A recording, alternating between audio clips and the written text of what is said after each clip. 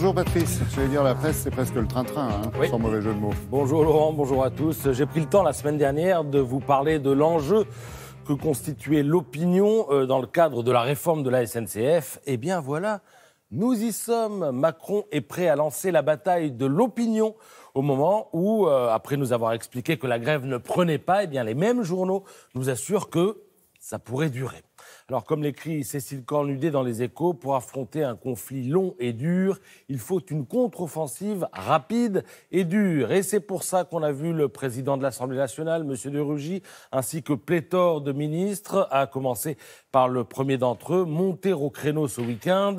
Et c'est à cette aune-là qu'il faut apprécier l'intervention du président de la République, prévue cette semaine chez nos petits camarades d'en face. Alors, en France, comme vous le savez, pour des raisons historiques que je ne vais pas détailler ici, nous avons une presse d'opinion. Donc, autant vous dire que les grands journaux ne vont pas se priver d'y participer à cette bataille de l'opinion.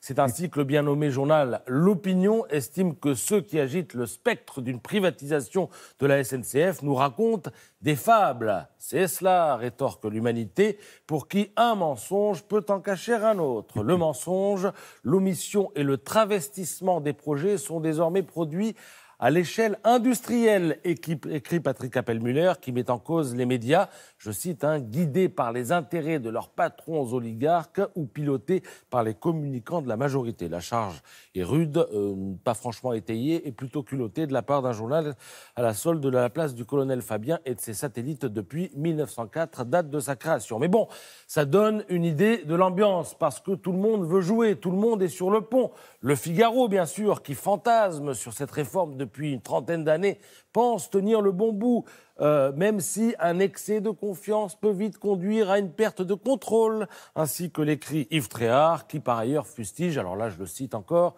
l'égoïsme et l'arrière-gardisme des grévistes.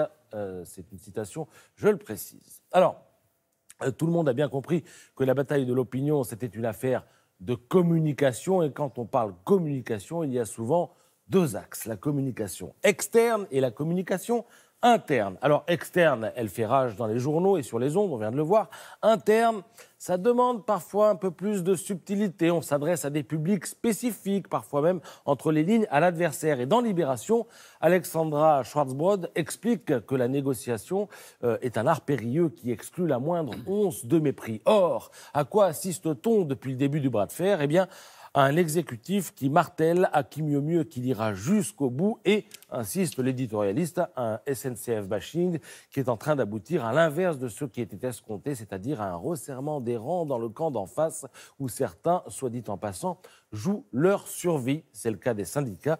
Si l'on en croit Rémi Bourguignon, s'ils perdent sur ce dossier, dit-il, eh bien, ils seront absents de toutes les réformes à venir. Voilà ce que prédit le politologue réquisitionné ce matin par Le Parisien. Sinon, une fois qu'on a dit tout ça, Laurent, on a aussi le droit de sourire un petit peu. Alors, on va le faire avec CAC, qui met en scène Philippe Martinez de la CGT et Elisabeth Borne, qui a une réforme dans ses bagages. C'est la ministre des Transports.